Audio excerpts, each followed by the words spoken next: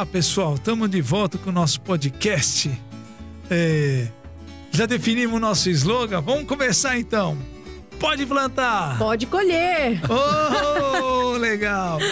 Ô, pessoal, o assunto da soja, né, Rose, foi tão interessante. A gente não dá conta de falar de tudo da soja num programa só.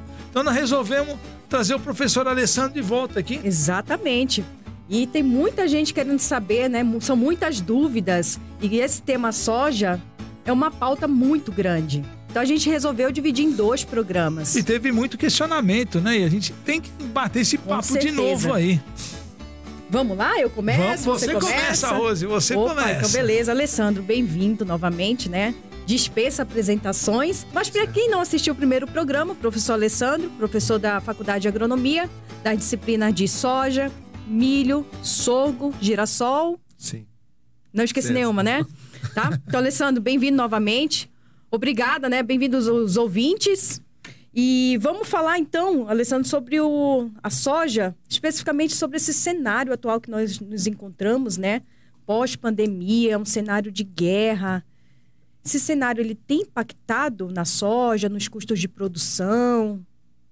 Sim, primeiramente, obrigado, Rose e Ricardo, aí pelo convite, né? O pessoal da Ascom, para poder a gente fazer essa troca de experiência aqui, né? De informações a respeito dessa importante cultura. Como visto, né? A implantação da soja ocorrendo na região e num cenário mundial nessa questão desse conflito, né? Que está acontecendo do outro lado, né, do mundo. E isso, querendo ou não, impactua, principalmente em questões de custo de produção. Ao mesmo tempo, de uma volatilidade grande dos preços dos insumos e também na sua disponibilidade, que isso também afeta em custo, né, aumento de custo, a gente depara também num ambiente que, às vezes, essa condição de safra de clima pode restringir até altas produtividades na soja.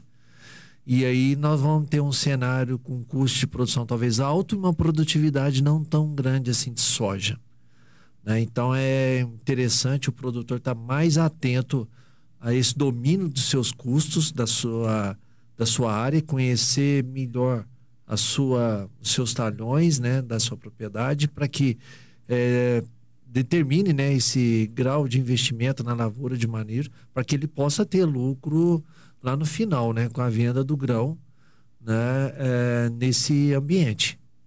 Professor, essa antecipação do plantio aí, o produtor começou a plantar mais cedo. Nós discutimos no primeiro programa lá essa questão aí de fazer a coisa bem feita e fazer a coisa certa para não ter problema no rendimento. Mas se o produtor começou de forma correta, antecipou o plantio, ele vai entrar um pouco mais cedo no mercado com a soja. Entrar um pouco mais cedo, pega preço melhor. Isso é bom para nós? Você vê esse cenário como positivo? Isso vai se concretizar? Ou talvez até mesmo, mais importante do que isso, né, Ricardo, vamos dizer assim, vender o produto mais cedo. Se ele tiver domínio desses custos e travar uma margem de lucro interessante para ele, isso eu acho mais importante, porque aí sim ele vai estar capitalizado para entrar numa segunda etapa, que é a cultura de safrinha. Mais importante do que ter assim, preço, é importante ele ter a renda, cobrir esses custos e ter renda para poder investir. Isso daí com certeza, né? Então, a gente sabe dessa também variabilidade que tem no custo de produção de cada área, de cada produtor, né, que está se fazendo. E tem que ter conhecimento, uma análise mais apurada de cada situação. Essa chuva mais cedo chegando aí, estão se falando em laninha aí. Nós vamos ter problema? E qual período? O que você fala aí pela experiência tua? Mas tem um colega nosso muito mais experiente, né? O professor Gilmar. Ele vai saber falar, mas assim, é o que a gente comenta, eu converso muito com o professor Gilmar, né? E sobre essas questões climáticas, isso daí é o que mais tem, vamos dizer assim, puxado o nosso tapete, né, Ricardo? E é o que o produtor quer saber hoje, né? Tudo que, assim, pelas análises meteorológicas, a gente vê um certo efeito, né, desse laninha acontecendo consecutivamente. O que eu costumo dizer é o seguinte, a gente não pode ignorar que vai ter esse efeito. É como se você partisse para um campo de batalha, você falar que não vai encontrar o inimigo. Você tem que ir preparado que vai encontrar o inimigo. Então, ou seja, você tem que ir preparado que vai encontrar essas adversidades, né? Então, pode ser que esse efeito seja menor, ou seja, algumas regiões nem sentir, mas outras regiões aqui, vamos dizer assim, onde que nós estamos, né, na região sudoeste, talvez possa sentir mais. Então, por exemplo, você pega algumas regiões mais na divisa ali com o estado do Mato Grosso do Sul, de Minas Gerais, ou áreas de abertura, como é comum acontecer, né, o plantio nessas áreas, ou áreas mais arenosas, ou com menor fertilidade, ou com um gradiente muito grande nessa fertilidade, a soja vai sentir mais esses efeitos, Ricardo. E, consequentemente, dependendo do tipo de variedade, pode ser que nem consiga produzir para cobrir custo de produção. É isso que preocupa. Ou seja, nem tudo depende só do produtor, né? Ele pode fazer o melhor manejo, ter boas intenções, mas está à mercê do clima. Como se diz, né? Eu falo para os alunos, né? Agronomia, não sei se isso é vantagem ou não, mas para os alunos é vantagem porque não existe um aplicativo, um programa que vai definir e tomar essas decisões. Então, eles têm que ir para o campo, analisar a situação e tomar a decisão. Então, como se diz, e cada ano é um ano diferente, é um ano que não se assemelha ao anterior. E a gente tem que saber lidar com isso. Nós estamos trabalhando com produto biológico. Ou seja, nós temos que fazer aquele material responder bem a essas condições climáticas. A questão de sanidade, a gente tem domínio. A questão de fertilidade tem domínio. A questão de genética tem domínio. Como que nós vamos colocar tudo isso em campo para expressar em produtividade? Esse que é o objetivo, né, Ricardo? Mas é o que a gente tem sempre comentado, né? Igual foi falado no último programa, né? Se eu estiver enganado, essas questões, expansões de áreas marginais. Às vezes é preferível fazer essa expansão com cautela, mas trabalhando bem uma correção para não ter contratempos, ou seja, para você ter uma produtividade que permita cobrir custo de produção da sua área de soja e que permite ter uma renda para poder investir para expandir essas áreas de cultivo. Ô, Alessandro, você falou uma palavra, biológicos, né? Para a gente entender melhor onde os biológicos entram na soja, em que momento do manejo? E qual a tendência de mercado de biológicos? Rose, a questão biológica agora voltou em evidência, né, com uma maior intensidade de aplicação, mas desde quando a soja começou a ser cultivada aqui na região centro-oeste, já se tinha, né, o uso de produtos biológicos, né? Vamos pensar que produto biológico é algum micro-organismo, né? Ou, vamos dizer assim, alguma tecnologia focada em organismo vivo que você coloca para ter um efeito benéfico na soja, né? A gente costuma dizer que o maior exemplo clássico disso e que gera uma economia muito grande para o país é a questão da inoculação da soja com bradyrhizóbio, né? Isso é importante. Então, um tempo era feito isso, era recomendado, depois foi esquecido e agora voltou à tona o uso. Mesma coisa dos produtos biológicos. Antigamente tinha-se o uso, depois ficou uma certa parte esquecida e agora voltou a essa discussão. A questão dos biológicos, a gente tem que entender o seguinte, como a gente está trabalhando com organismos vivos, ele tem que ter um equilíbrio. Então você vai ter aquele, vamos dizer, fungo, né, ou algum outro micro-organismo, uma bactéria, ou até mesmo algum inseto, benéfico, e vai ter também algo que não é desejável para a cultura, mas no equilíbrio a ponto de não causar, vamos dizer assim, um impacto negativo para a cultura. Uma interferência na planta, né? É isso que a gente tem que ter ideia quando usa produtos microbiológicos. E muitos deles, para entrar nesse equilíbrio, vamos dizer assim, num sistema de produção, você provavelmente não vai ter o retorno numa safra. Ou você pode ter até sim um efeito numa safra, mas ele não ser expressivo. Por quê? Porque talvez a condição seja favorável para o maior desenvolvimento da soja. Como às vezes se chover bem, como começou nesse início de safra, né? Essa safra 22-23, né? A gente espera que continue assim, mas se caso acontecer alguma eventualidade, né, ou algum período aí de estresse, né, aquelas áreas com maior equilíbrio biológico, elas vão ter mais sucesso para ter altas produtividades. E vamos associar também, né, Rose? Não adianta usar produto biológico sendo que o sistema está desequilibrado. Vamos dizer, se você tem algum problema de solo, aí não vai ter resposta. E vamos lembrar também que a gente preocupa muito só com a parte aérea da soja, só com vigor, né? Só com a formação assim, de toda a arquitetura da planta.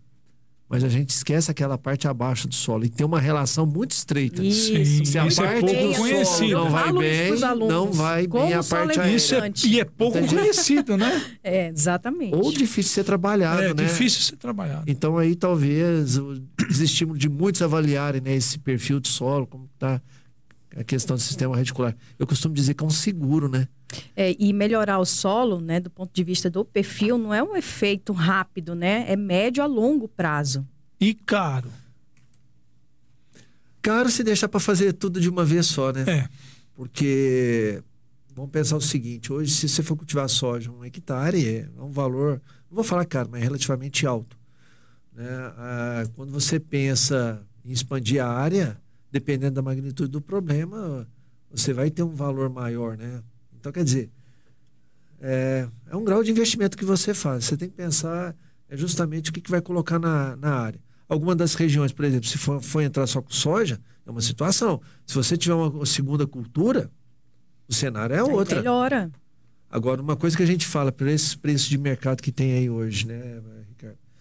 A gente comentou também no programa passado, a plantabilidade, né? Vamos preocupar, fazer o plantio bem feito, fazer as avaliações, a semeadora está trabalhando certo, cada linha está distribuindo a semente corretamente. Não, vamos fechar a área mais rápido porque eu tenho que plantar o milho safrinha. Não, peraí, vamos fazer uma coisa ou outra. Eu estou plantando soja com a cabeça no milho safrinha. É a mesma coisa, né?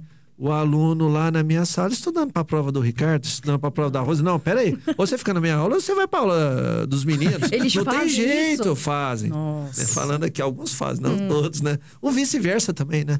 Com certeza. Os meninos iam fazendo prova na aula de outros. Mas isso é uma dica interessante. Mas é aquela situação. O preço de soja está interessante? Tá. Poxa, a condição permitiu uma boa instalação de lavoura? Permitiu. Então, vamos trabalhar bem, explorar o máximo potencial da soja.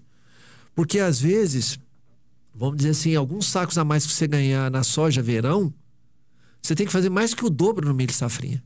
Nas últimas safrinhas, a gente não tem visto esse ganho tão expressivo de produtividade. Parece que a gente está retornando àquela época que quando eu cheguei aqui, né? Mas quase 20 anos atrás, né, Ricardo? Aquelas produtividades que quando atingia 100 sacos, batia palma. A gente já chegou quase a 200 em condição de sequeiro, né?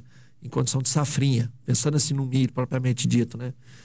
Então, é o que a gente fala. A gente tem que entender um pouco, saber como que está o ambiente, né? E ter domínio de todas as técnicas de produção. E aí o biológico entra como uma ferramenta importante. Não substitui, ela complementa, assim, no meu modo de vista.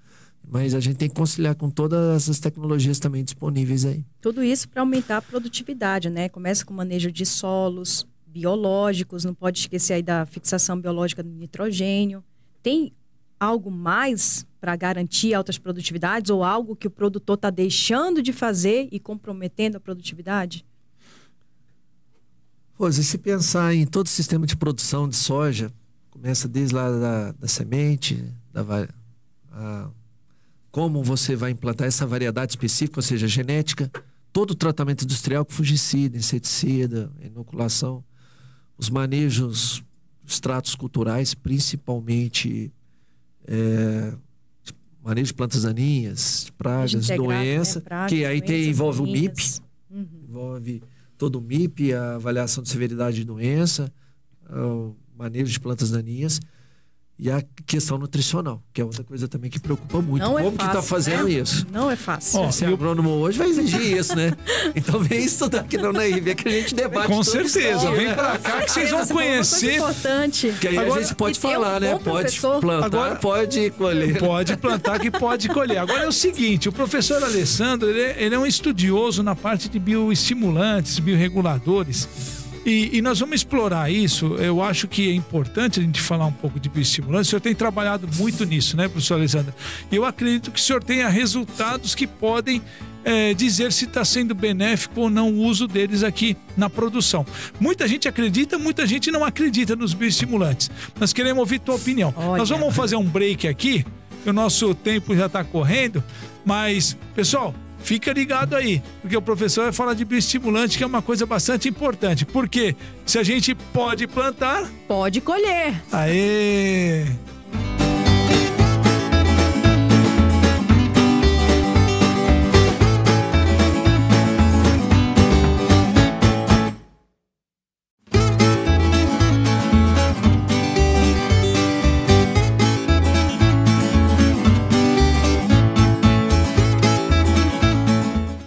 Opa, estamos de volta no nosso podcast.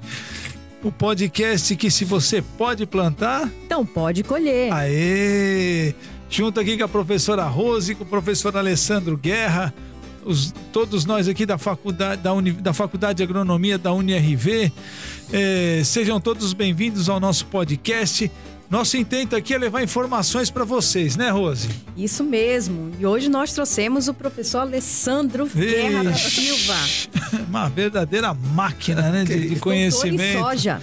Não estamos aqui, não. É verdade mesmo, pessoal. O professor Alessandro Guerra tem muitos artigos publicados, livros escritos, participações em congressos. Então, é um professor bastante ativo na sua área de conhecimento. Vou explorar ele em alguma coisa aqui. Sobre a questão de uso de bioestimulantes, que tem crescido muito. E existe uma certa dúvida, tem ou não tem efeito? Professor, fala aí para nós, bioestimulante, o que é, como é que está sendo usado, tem resultado na prática? Fala aí para nós. Olha só, cada vez mais a gente depara com tecnologias, né, Ricardo? E os bioestimulantes são alguma delas.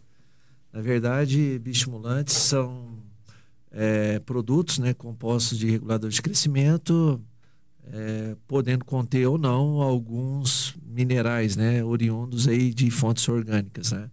Geralmente eles são derivados de algas, né? E eu nunca imaginava, né, que depois de uma fase da agronomia a gente tem que estudar outro tipo de espécie, né? Estudar algas, como que se dá o desenvolvimento das algas para realmente entender um pouco desse efeito nas plantas, né? E realmente tem muitos produtos no mercado. E pelo que a gente pôde perceber com os trabalhos feitos até hoje, né, Ricardo, é que primeiramente você tem que conhecer qual tipo de bioestimulante você está trabalhando, ou seja, qual que é a sua composição. Esse é o primeiro ponto. A partir do momento que a gente entende o que tem nesse bioestimulante, aí sim a gente vai colocar ele na cultura da soja. E aí entra dois cenários. E isso ficou bem claro pelos testes de campo que nós fizemos.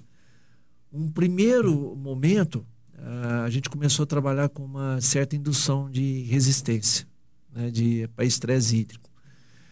E depois a gente foi perceber que, muito mais além do que dessa indução de resistência, né, ele estaria relacionado a uma recuperação de algum possível estresse abiótico, ou seja, um estresse causado seja mesmo por seca, né, ou mesmo por uma injúria, talvez por uma aplicação errônea de algum defensivo químico na lavoura. Isso daí foi até um trabalho de pós-graduação que nós tivemos e que a gente teve avaliação de vários pontos de um bioestimulante específico. E a gente pôde notar respostas muito promissoras com o uso dessa tecnologia. A gente pegou outros produtos que a gente estava trabalhando e, por curiosidade, né, a função do pesquisador é essa, né, ser curioso, nós colocamos lá e não teve nenhum efeito na planta. Nenhum efeito? Nenhum efeito. E outro produto já teve um comportamento completamente distinto. É por isso que eu falo, às vezes não vamos generalizar a tecnologia. Isso acontece com qualquer também outro defensivo. Às vezes, se você aplicar um inseticida, um fungicida, ou até mesmo um herbicida, que seja seletivo para a cultura, mas não tem efeito no alvo, pensando em herbicida na planta daninha, você não vai ter efeito. Aí você vai falar que herbicida não funciona. Ou fungicida, inseticida também não funciona. Então, a partir daí, ficou claro para nós que alguns produtos permitem sim essa recuperação, permite uma recuperação da planta. E aí, quando essa soja está num ambiente mais responsivo, ou seja, que ela permite um melhor desenvolvimento, essa magnitude de resposta é muito maior ainda. A ponto da gente perceber em campo que o resultado é muito semelhante a que se não tivesse tido esse efeito de fitotoxicidade, comparando com a área do produtor, que esses ensaios a gente faz tudo em área de produtor rural, né? E também a gente não pode deixar de esquecer, Ricardo, que tem aqueles produtos destinados, vamos dizer assim, como é que eu posso falar? Um incremento na produtividade. O que é esse incremento? Talvez algum estímulo. Ele não vai aumentar a produtividade especificamente. Ele vai ajudar em algum mecanismo na planta que vai favorecer algum componente da produtividade. E aí, volta a dizer, tem que conhecer o que é o produto. Se ele tem esse efeito, principalmente no transporte de açúcares, tem efeito no transporte, na divisão, efeito na divisão celular das plantas, se permite uma maior translocação de seiva na planta, obviamente que tem uma época melhor para você fazer essa aplicação. E se você pegar esse produto e aplicar em outro estágio, ele não vai ter retorno. E aí, quando nós deparamos com essa característica das variedades de soja cultivadas, a gente tem uma melhor época para, vamos dizer assim, para uso desses produtos. E tem aqueles bioestimulantes tidos também como enraizadores, que é usado também no tratamento de sementes. Então veja que assim, que como assim, vamos pensar nos biológicos, né, nós temos aí uma gama muito grande de produtos que o posicionamento dele diferencia. Agora, nós já tivemos trabalhos, né, e até discussão mesmo com os próprios orientados, que às vezes não dá resposta, ele acha que o produto não funciona. Mas se você vasculhar um pouco mais aquelas observações de campo e começar a olhar mais detalhadamente, as respostas são bem integrantes. E às vezes quando o produtor vê isso próximo, ele acha que se o produto já teve um efeito, então vão dobrar a dose que vai dobrar o efeito. Aí as coisas não funcionam dessa forma. João, né? Isso é uma dica interessante. Então, assim, a gente tem que ter isso em mente. E outra coisa também importante, tanto para soja quanto para milho, os produtos, eles, quer dizer, as variedades e os híbridos, né? Pensando em híbrido em milho, variedade em soja, eles têm resposta diferenciada a esses bioestimulantes, que acaba todos envolvendo, né, expressão gênica, indução de determinados genes, alguns expressam mais, outros menos. Então ele vai impactar num efeito na planta que alguns materiais vão expressar mais do que outros. Mas é muito legal essa área, mas só que a gente precisa saber usar. Joia. O Alessandro, dentro desses estudos de bioestimulantes, eu não sei se você incluiu nos teus trabalhos, mas até o professor Ricardo pode ajudar a responder. Em relação ao custo, a produtividade assim, aumenta tanto a ponto de compensar o custo com esses bioestimulantes? Rose, é igual comentei com vocês, né? Depende do grau de responsividade da soja. Se você coloca uma soja, vamos dizer assim, numa condição inapta para ter altas produtividades, vamos dizer assim, uns plantios muito tardios ou muito antecipados, materiais muito precoces, um ciclo muito menor, e se você aplicar um produto desse, talvez vai empatar ou você não ter o retorno. Estou pensando naquele produto responsivo, que você está aplicando para aquela finalidade. Tá?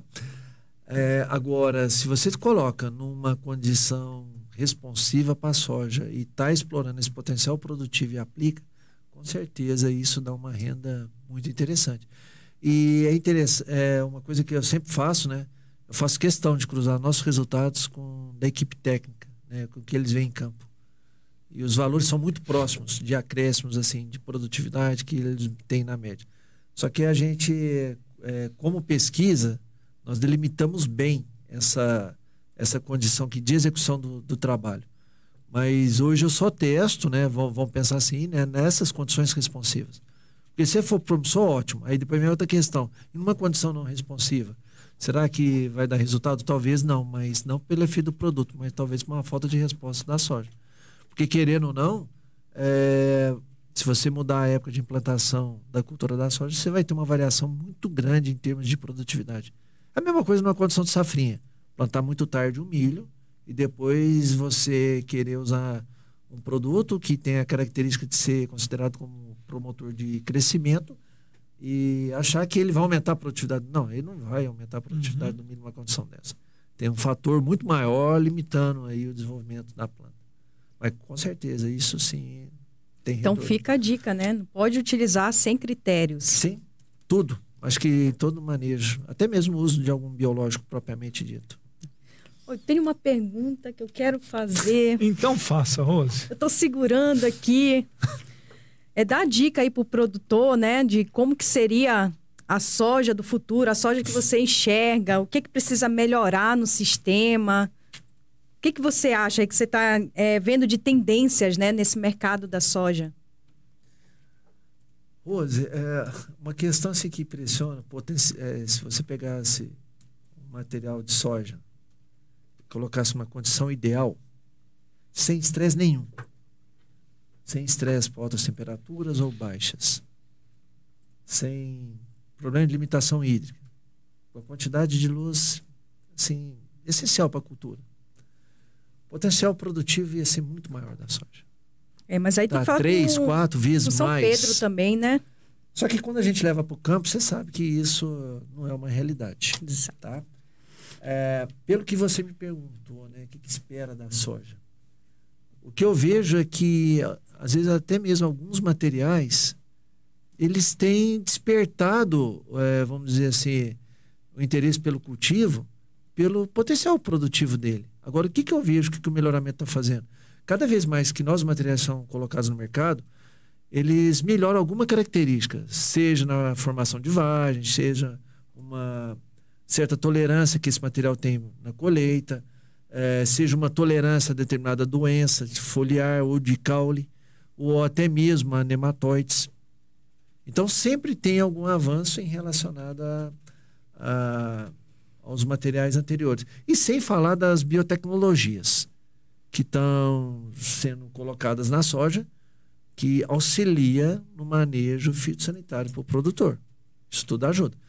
Só que, que eu falo, isso daí gera um custo para nós. Custo no seguinte sentido, vai ser necessário redobrar a atenção, porque a gente tem que saber o que aquela biotecnologia ajuda e qual que é o cuidado que eu vou ter que ter, né, no uso daquela biotecnologia. Vamos pensar principalmente pragas, né? Dessa questão do manejo de pragas e também até mesmo assim, das áreas de refúgio, propriamente dito, para não quebrar essa resistência. Pensando, né, em tolerância a herbicidas, né, nessa questão das tigueras que vem de safra para safra. Então, a gente tem que ter em mente o que eu vou colocar depois, as opções que eu tenho de campo para poder fazer o manejo, para não ter surpresas. Mas elas são todas bem-vindas e têm conseguido patamares de produtividade. Então, eu vejo a engenharia genética, o melhoramento clássico, o manejo conservacionista de solos. Justamente. Está tudo agregando. E você coloca tudo aquilo na mão do produtor. Né? É igual aquele programa, né, Masterchef. Os ingredientes estão lá na mesa para todos. São os mesmos. Cada um vai fazer a mesma receita, vai produzir, produtividade. Como que vai fazer? Cada um vai ter sua receita. É lógico que perante aos jurados um vai se destacar, né? Então é esse que se destacam que tem mais sucesso aí com os índices de produtividade na lavoura. E épocas de preços apertados, rendimentos favorecem, né? Então nós temos que pensar mesmo em altos rendimentos e eu tenho certeza que o produtor está antenado nisso e está firme nesse propósito. Manejo, né? Seguir tudo corretinho, nós vamos chegar lá. Mas assim, Ricardo, volto a dizer, né? Você tem que pensar nas duas safras. Você não pode pensar só na soja agora. Volto a dizer, se eu estou assistindo a aula do Ricardo, tem que assistir a aula do Ricardo. Não tem nada para pensar na aula da Rose ou na prova do Alessandro. Se você está plantando soja, você tem que pensar na soja. Óbvio, tem outra cultura depois. Mas isso faça até bem feito é isso aí. Para explorar esse alto preço que ela tá, esse benefício, né, para ter alta margem. A hora que implanta, o foco é importante, o foco é importante, pelo que nós estamos colocando aqui. Mas se a gente dispersar do foco, a gente acaba, né? Nosso tempo tá se esvaindo, tá indo embora. Ai, gente, foi tão bom. E a soja tem tanta coisa. Mas eu acho que a gente deu muita dica, né? O Alessandro trouxe umas ideias para aluno, para produtor. Ó, a dica pro aluno aí, você não fica estudando pra gente, né? Uma dica pro aluno. E aqui ficou bem claro que o aluno que estuda com a gente tem que estudar mesmo. Porque tem muita coisa importante. O Alessandro deu essas dicas aí, né? Com certeza. Que é muita coisa. E não adianta a gente sair pro campo sem conhecimento hoje, que a gente vai quebrar as pernas. E tudo é tomada de decisão, né, Ricardo? Tudo é tomada de decisão. Assim, uma receita. Portfólio, receita tem. E tomada Agora, de como decisão que vai usar isso? você tem que tomar foca, né? certa. E tem que Sim. tomar a decisão certa. Porque Sim. se você tomar errada, você cai no precipício. Professor, nosso podcast está acabando. Mas sabe, tem uma coisa, né? Se pode plantar. Então pode Pode colher. colher. Aê! Aprendeu, viu?